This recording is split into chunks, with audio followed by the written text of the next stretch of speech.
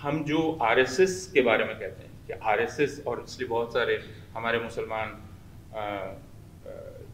समझदार लोग आरएसएस के पास जाते हैं कि हुजूर हमारे खिलाफ वायलेंस है ना बंद कीजिए, तो उनको ये नहीं पता है कि अभी आरएसएस के हाथ में नहीं है। अब कोई नागपुर से वायलेंस का जारी नहीं होता है कि वायलेंस करो, क्योंकि अब पूरे देश में वायलेंस को डिसेंट्रलाइज कर दिया गया है। वे गाने बनाए जाते हैं जो रामनवमी और डीजे पर बजाए जाते हैं, जिन गानों को अगर आप सुनेंगे और अगर आप मुसलमान हैं तो आप उनको ये नहीं कह सकते हैं कि आप क्यों भेद हो जाए, आप वो गाने नहीं सुनना चाहिए। मेरे दोस्त फरहान नकवी ने मुझसे कहा कि तुमने गाना सुना, तो मैंने कहा कि नहीं, मुझसे नहीं सुना जाता। तो फरहान ने कहा क्यों नहीं सुना जाता, क्या वो गाने सिर्फ हम सुनेंगे? सुनो सुनो हमारे लिए क्या कहा जा रहा है, तो उस चीज को सुनो। तो और ये एक बहुत जेन्युइन सवाल। लेकिन दूसरा लेवल है जिसमें हेट्रेड इंजेक्ट की जाती है और एक बड़ी आबादी तैयार की जाती है जो अब सोशल मीडिया के जरिए, यूट्यूब के जरिए, और कुछ साल पहले तक टेलीविजन चैनलों पर जाने की बेवकूफ़ी करता था। वहां बैठकर मैं देखता था कि जब भारतीय जनता पार्टी के प्रवक्ता, जैसे ही कैमरा रोल करने लगता था, भारतीय जनता पार्टी के प्रवक्ता के शरीर में कुछ हो जाता था। और उनमें से एक बहुत मशहूर प्रवक्ता जो अब बहुत मशहूर हो गए, उन्होंने मुझे ब्रेक में कहा कि सर मैं रात को जाके ब्लड प्रेशर की दवा खाता हूं। तो मैंने उनसे ये कहा जो आज की सभा का विषय है कि आप अपने साथ इतना जुल्म क्यों करते हैं। लेकिन अभी दिल्ली विश्वविद्यालय का मनोविज्ञान विभाग कई वर्षों से भारतीय मनोविज्ञान का आविष्कार करने में तुला हुआ है, तो उसे इसकी चिंता नहीं है कि भारत के लोगों का मनोविज्ञान क्या है। वो भारतीय मनोविज्ञान की तलाश कर रहा है जिसका स्रोत जाहिर है वेद में है, वहां से उस मनोविज्ञान की खोज हो रही है।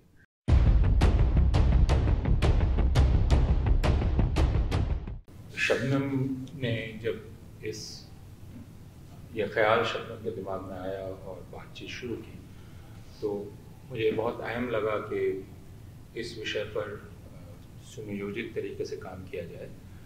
वो इसलिए कि कई वर्षों से मैं अपने विश्वविद्यालय में खुद, हालांकि बाहर नहीं, मनोविज्ञान विभाग के मित्रों से ये बात करता रहा था कि ऐसा क्यों है कि भारतवर्ष में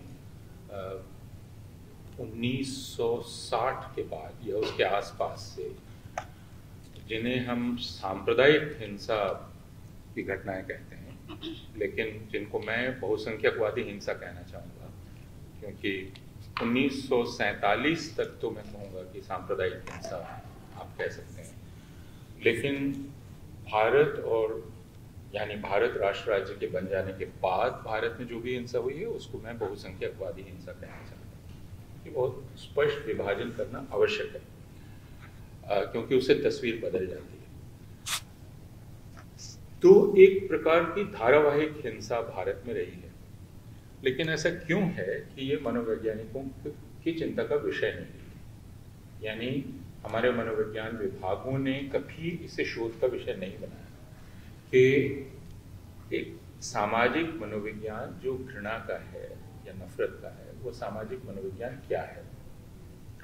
और लेकिन अभी दिल्ली विश्वविद्यालय का मनोविज्ञान विभाग कई वर्षों से भारतीय मनोविज्ञान का आविष्कार करने में तुला हुआ है, तो उसे इसकी चिंता नहीं है कि भारत के लोगों का मनोविज्ञान क्या है।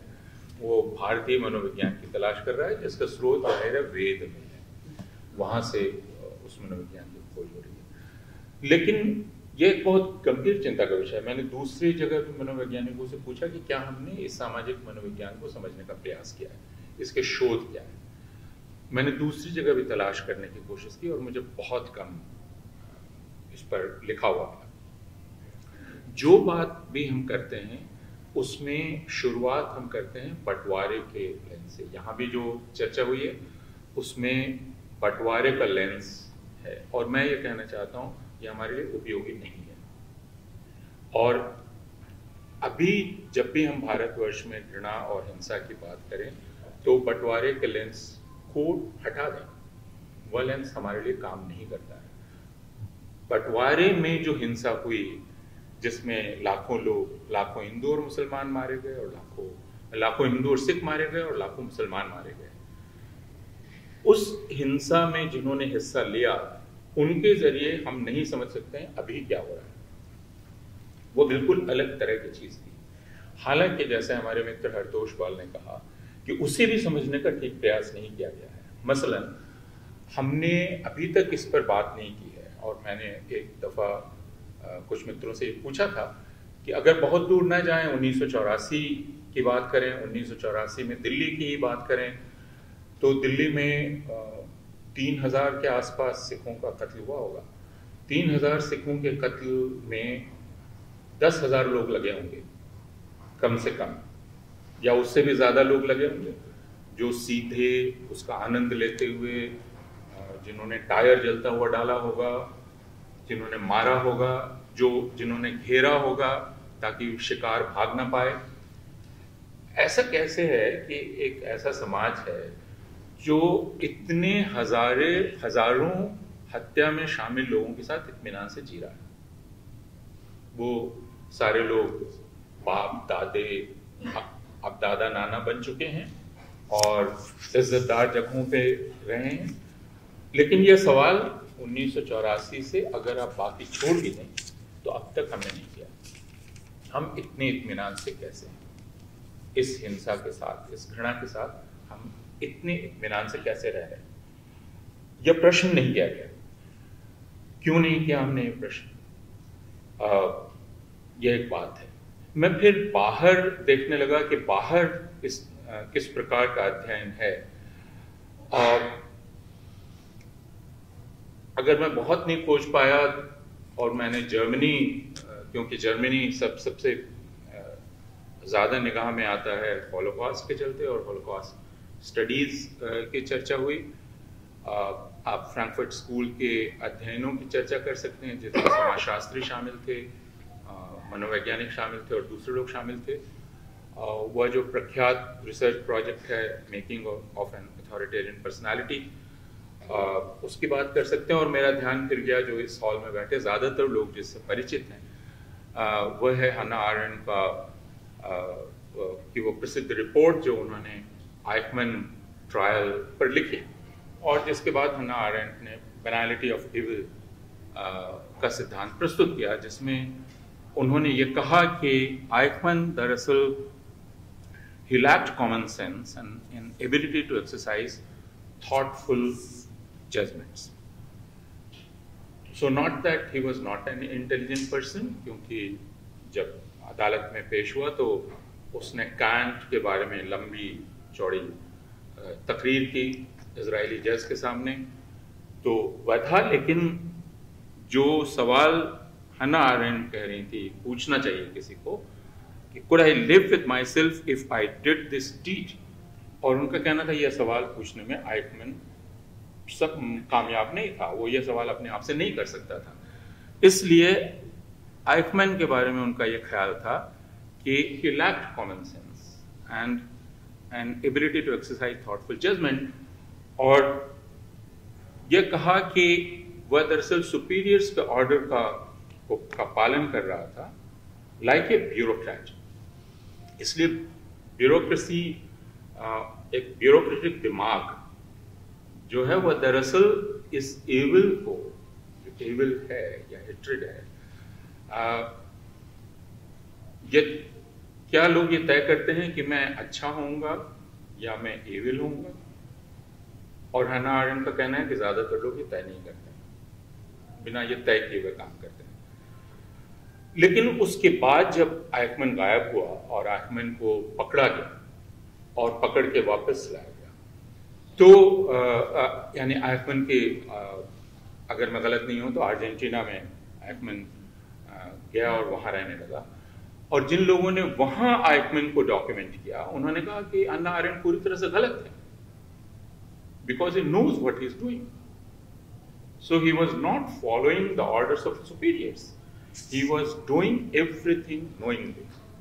और इसीलिए हन्ना आरेंट के थीसिस को कबूल करते हुए भी लोगों ने कहा कि हन्ना आरेंट ने दरअसल दो मूल बातें ही गलत समझी, कि आइकमन क्या है और नेचर ऑफ एविल क्या है। दोनों बातें गलत हन्ना आरेंट ने समझी। अब इस पर हम लोग बहस कर सकते हैं बहुत ज्यादा, लेकिन उसमें कुछ बातें जो आर्यन ने कही और जो हमारे लिए महत्वपूर्ण है, और जो फिर थियोडोर अडोर्नो ने भी कही। अडोर्नो का बहुत मशहूर निबंध है एडुकेशन आफ्टर ऑशविट्ज, और एडोर्नो का कहना है कि the first task before education should be that we should not allow any more Auschwitz to happen. Auschwitz दोबारा नहीं होना चाहिए, पूरी शिक्षा का मकसद यही होना चाहिए।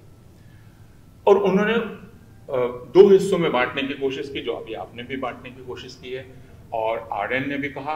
आर्यन ने कहा कि ऐसा नहीं, तो फिर दो चीजों का वो इस्तेमाल करती हैं, एक रेडिकल इविल और एक पैनिक, और फिर कहती हैं कि मैं रेडिकल इविल शब्द का इस्तेमाल अब बंद कर देती हूँ,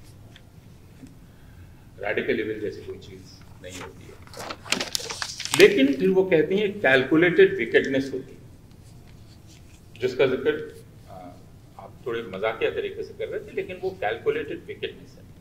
और वो कैलकुलेटेड विकेडनेस वह है जिसमें आप वीडियोस तैयार करते हैं, जिसमें आप थ्योरीज तैयार करते हैं, जिसमें आप टेलीविजन चैनल पर बैठते हैं और जैसे ही कैमरा ऑन होता है आपका चेहरा विकृत हो जाता है और आप चीखने लगते हैं।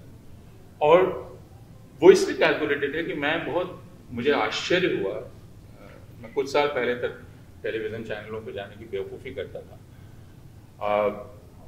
वहां बैठकर मैं देखता था कि जब भारतीय जनता पार्टी के प्रवक्ता जैसे ही कैमरा रोल करने लगता था, भारतीय जनता पार्टी के प्रवक्ता के शरीर में कुछ हो जाता था।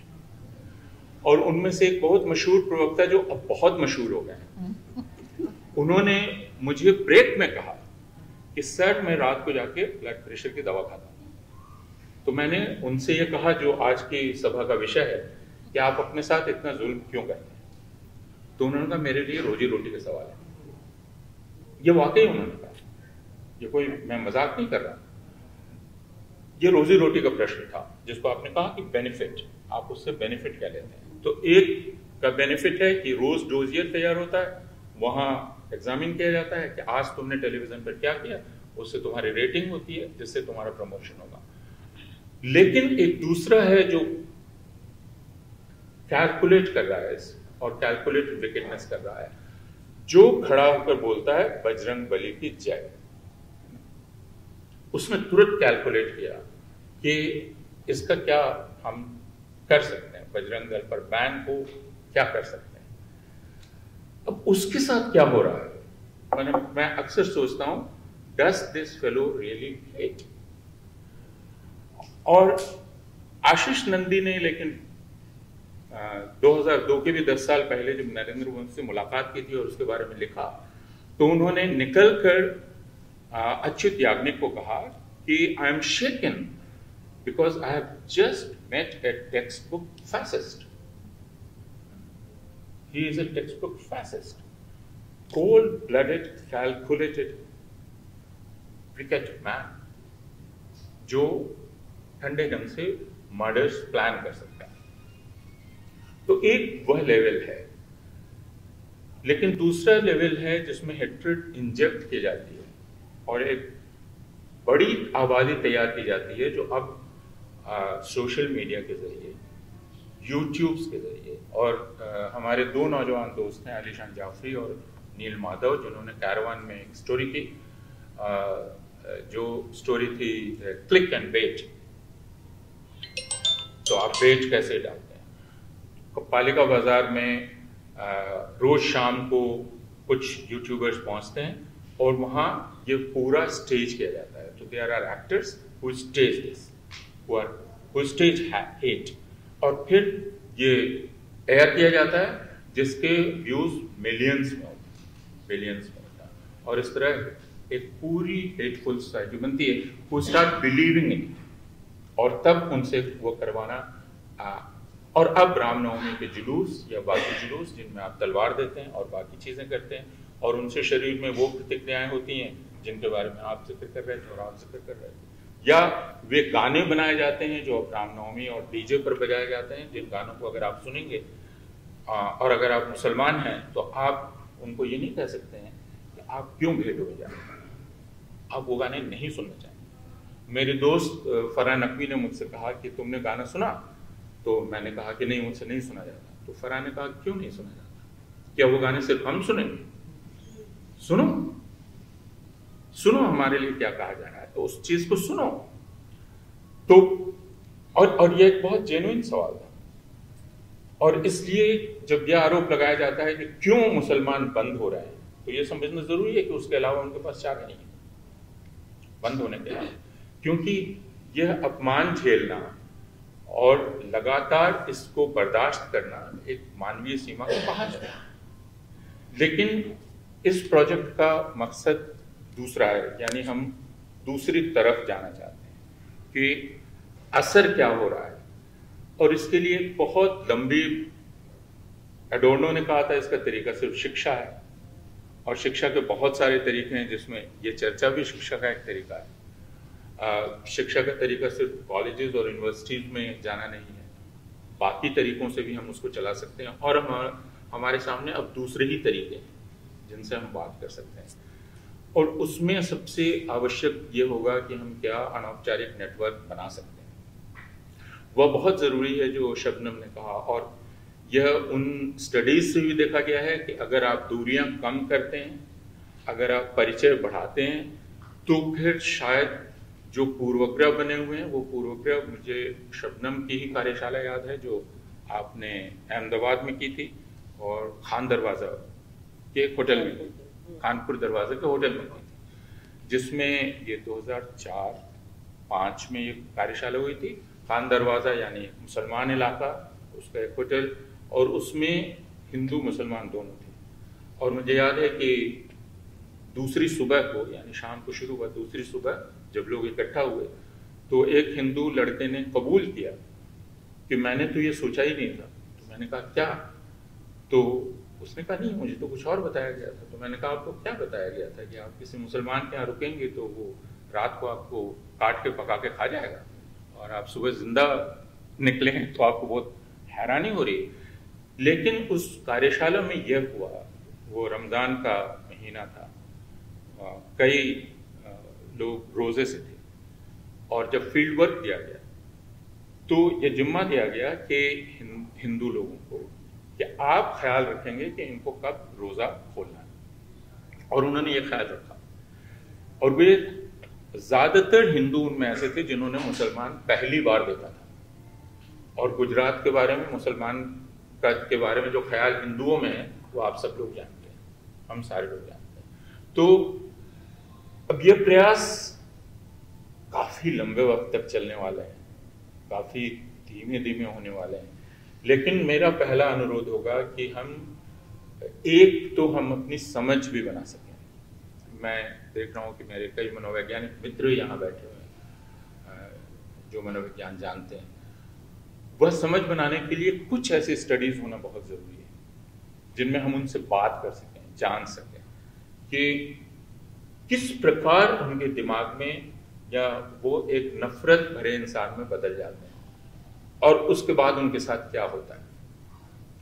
मेरे इन दो दोस्तों ने काफी कोशिश की है, अलीशान और नील ने, उस नेटवर्क में एंटर करके, और अब वह नेटवर्क बहुत बड़ा है जिसमें सिर्फ भारतीय जनता पार्टी और आरएसएस नहीं है, बल्कि एक ग्रुप है जिसको आप रायता कहते हैं, और एक ग्रुप है जिसको आप ट्रैक कहते हैं। और अगर उनकी नफरत का लेवल आप देखेंगे, उसकी ऑब्सिनिटी का लेवल आप देखेंगे, उसके घिनौनेपन का लेवल आप देखेंगे, तो आप कल्पना नहीं कर सकते हैं कि किस स्तर पर चीजें पहुंच गई हैं। और सिर्फ ये नहीं कहा जा सकता है कि वो चूंकि ऑनलाइन है इसलिए वो रियल नहीं है, क्योंकि अब हमारी बहुत बड़ी आबादी सिर्फ ऑनलाइन रहती है, तो वो उसके लिए रियल वर्ल्ड है।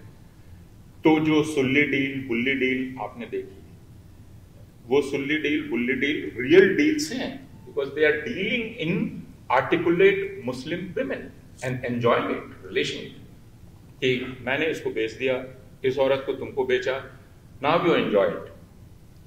अब आप अगर उनका जो इंटरनेट पे वो हाउसेज ऑर्गेनाइज करते हैं उनको सुने, तो आप देखेंगे कि कोई रुकावट नहीं है ऑब्सेनिटी में, किसी चीज में। तो जिस स्तर पर समाज पहुंच गया है उसका एहसास दिलाना भी समाज को बहुत जरूरी है कि आप किस स्तर पर पहुंच गए हैं, और वहां से अगर आप अभी से आपने कदम वापस खींचना शुरू नहीं किया तो बहुत देर हो जाएगी। क्योंकि अब यह समझना हमारे लिए बहुत ज़रूरी है, मैं अपनी बात ख़त्म कर रहा हूँ, कि हम जो आरएसएस के बारे में कहते हैं कि आरएसएस, और इसलिए बहुत सारे हमारे मुसलमान समझदार लोग आरएसएस के पास जाते हैं कि हुजूर हमारे खिलाफ वायलेंस है ना बंद कीजिए, तो उनको ये नहीं पता है कि अभी आरएसएस के हाथ में नहीं है। अब कोई नागपुर से वायलेंस का जारी नहीं होता है कि वायलेंस करो, क्योंकि अब पूरे देश में वायलेंस को डिसेंट्रलाइज कर दिया गया है, हेट्रेड को डिसेंट्रलाइज कर दिया गया। उसको ये पता है कि ये बेनिफिशियल है, इसलिए इम्प्यूनिटी है, उसको कुछ नहीं होगा और इससे एक लीडरशिप मिलती है। तो मुजफ्फरनगर में, अमेठी में, हाजीपुर में, सिवान में आपने वो केस सुना होगा मनीष कश्यप का। मनीष कश्यप जिसने वीडियो स्टेज किया बिहारी मजदूरों को मारते हुए तमिलनाडु में, और उससे राइट्स होते, लेकिन मनीष कश्यप उसको एंजॉय कर रहा था। और उसके बाद उसके पास डिफेंस था कि यह हो सकता था, इसलिए मैंने ये किया, सिर्फ लोगों को बतलाने के लिए कि यह चीज हो सकती है। तो पहले तो एक समझ पैदा करना, इसलिए हम उन विशेषज्ञों के साथ जो यहाँ हैं, आप बैठे हुए हैं, उनके साथ मिलकर ऐसी स्टडीज करना। दूसरा, एक समझदारी से भरा हुआ कन्वर्सेशन अलग लेवल्स पर चलाना, जिससे लोगों को उस गंभीरता का पता चल सके जिस गंभीर स्थिति में अभी हैं, लोगों को पता नहीं है उस गंभीरता का जिसमें अब हैं। माँ बाप को शायद पता नहीं है कि उनका बेटा वो जो क्लब हाउस कहते हैं इंटरनेट पर, उस क्लब हाउस में वो क्या कर रहा है, वो किसको बेच रहा है, किसको खरीद रहा है, किस औरत को, है ना। तो अब ये पोर्नोग्राफी के लेवल से भी बहुत ऊपर की चीज है। मेरे पास बहुत ठोस सुझाव नहीं है, लेकिन हमें छोटे छोटे समूह में बैठकर सोचना पड़ेगा कि हम क्या करें, और अलग अलग शहरों में जाना पड़ेगा ताकि हम चर्चा कर सकें।